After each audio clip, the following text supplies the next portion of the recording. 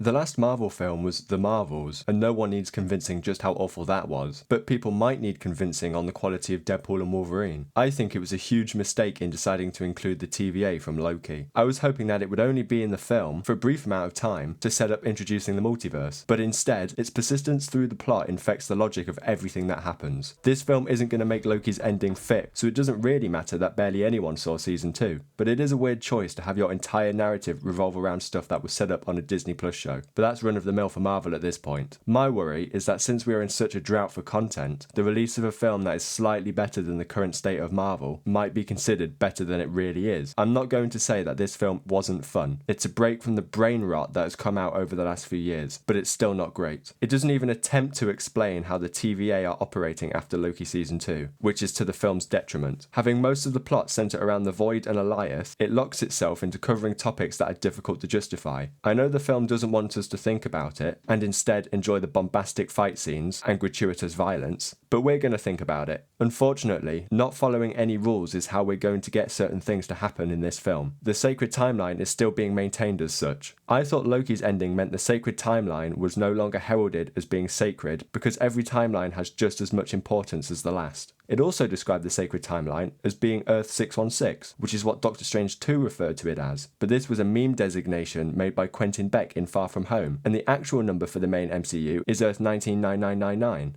The 616 label is for the comic timeline, but maybe the writers know this and they don't care, especially since Deadpool never really seemed to care about the continuity much anyway. But it's a choice that will divide a lot of fans. Let's fucking go. Wade is recruited by the TVA to either join the sacred timeline or rejoin the decaying of his universe, which has come about due to the timeline's recent loss of its anchor being. We need to stop with the new mechanics that end universes. I guess it vaguely justifies why the TVA still has a reason to exist, but the stakes have been blown way out of proportion in recent years. Why is it that the death of a certain person in a universe means it decays? And why does it take around 2,000 years for this to happen? They destroy the universe by using a device called a time ripper, which the TVA have. Why? This causes Wade to go find a Wolverine to take over from the one who died in his universe and become the new anchor being. But the film has forgotten that he left the TVA with a tempad, which has the power to time travel, so there's no reason to not go back in time and bring back the Logan we know. Instead, he finds the worst Wolverine in the entire multiverse. Wade then goes back to the TVA, where he's told replacing the anchor won't work, which is when we find out that this TVA group is evil, because trying to destroy a universe is actually only being done by these people. I don't know how there are no checks being done on this department and what they're doing, but oh well. To stop them from retaliating, they are sent to the Void, where they have a cool fight. We get a cameo from Chris Evans as Johnny Storm, and we meet the second villain, Cassandra Nova. Even though Cassandra's character is quite one-dimensionally evil and doesn't have much for development beyond being proud that the Void is her home and wanting to rule over it, Emma Corrin does a good job at portraying her. They manage to escape and go on a road trip across the Void. The problem with this is that in Loki, the Void was depicted as a violent, hellish dimension where people went to die, and only by living underground were people safe from Alioth. However, this time all we need to do is travel for a couple of hours down the road until we get to a dense forest and a base that holds copious amounts of alcohol. This place is meant to exist at the end of time, but for some reason it mostly looks like the production team decided to find a field and thought, yeah, this'll do. Thought we wouldn't notice, but we did. We then get to put together a team of Fox superheroes from other films. The main reason for these additions is to look cool and be cameos. Even X-23's cameo is only meaningful because of what we saw from watching Logan. Nothing new is really added or built on. It also spits in the face of Logan's ending that X-23 just ended up getting pruned by the TVA. This new team mounts an assault on Cassandra's base, and they manage to escape the Void, because luckily Cassandra had one of Doctor Strange's sling rings, which is insane. Having it be that the sling rings can travel through time messes with every Doctor Strange appearance. I think the writers forgot that the Void isn't just a random dimension that you can easily travel in and out of. And why wouldn't Doctor Strange have used the sling ring to escape immediately after getting sent there? She took my slingy. She took your slingy.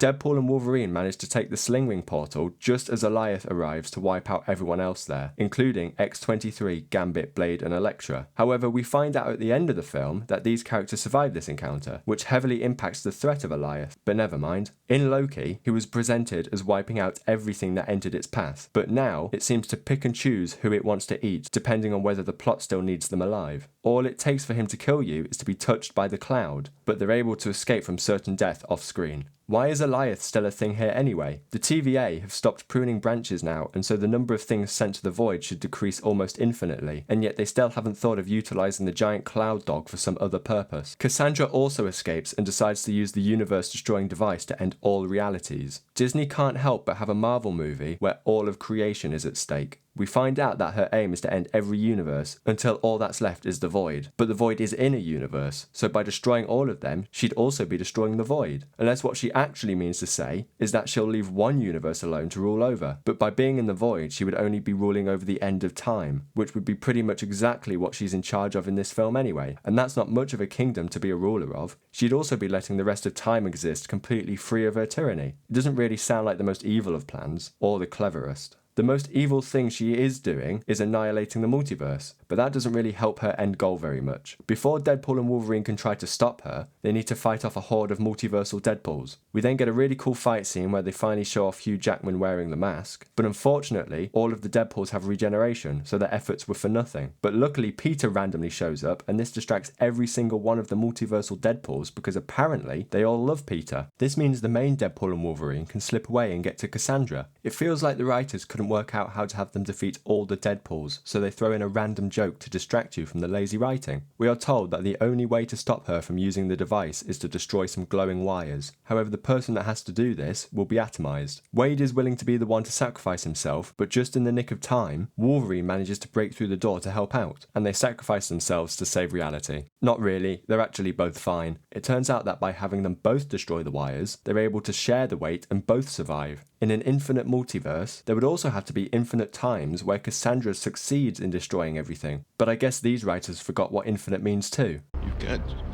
scale for infinite. This film has some fun bits, but that doesn't make it good. The plot is heavily reliant on the Loki series mechanics that don't make a lick of sense. The characters are very simply presented, with the best character from the film probably being Wolverine, even though he's a diet version of the Wolverine from Logan. He's a Wolverine that went through a very similar thing, but because they couldn't use the exact same version, they create a replica and tell us he's totally different. To say he is the absolute worst Wolverine in the entire multiverse is nonsense. In an infinite multiverse, I don't believe this drunk version is the worst. There has to be someone who's worse. If you can imagine a version of Wolverine that is slightly worse than this one, then that means infinite versions of him exist. But this film's Wolverine backstory is incredibly lame. Deadpool and Wolverine feels like the meta carries you through the runtime. The film doesn't bother to justify anything and instead rides on the coattails of its predecessors. It spends so much time on cameos that go nowhere and references that remind us of better films that it thinks it doesn't need to craft a compelling story. It doesn't help that so much of the CGI fits right in with the quality of the main Marvel slop, and there's not one moment of consideration as to what Loki thinks of all this. He's surely aware that the entire multiverse is at risk, and yet he doesn't feel like intervening. What's the point of having him on the time throne if he's not going to govern it properly? Deadpool has been flanderized, and I hope this is the real end of Hugh Jackman as Wolverine, like Logan should have been.